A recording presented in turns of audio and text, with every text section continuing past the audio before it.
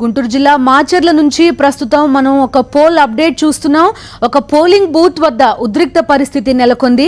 Vote వేసేందుకు queue లైన్లలో నిలబడ్డ వైఎస్ఆర్ కాంగ్రెస్ పార్టీ కార్యకర్తలపై టీడీపీ కార్యకర్తలు దాడులకు తెగబడ్డారు.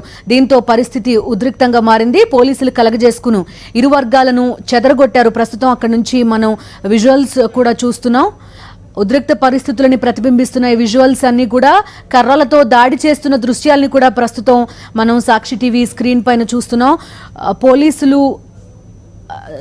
కర్రలతో కొట్టి అదుపు చేసే ప్రయత్నం కూడా చేస్తున్నారు. ఒక పోలీస్ ఎయిమ్ చేస్తున్నారు తమ గన్ని. ఆ విజువల్ కూడా ప్రస్తుతం మనం చూస్తున్నాం.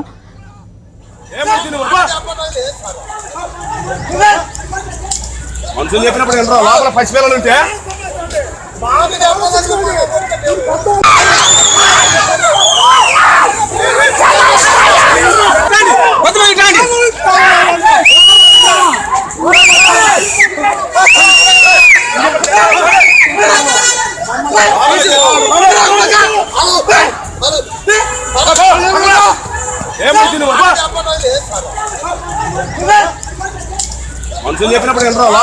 ఉంటే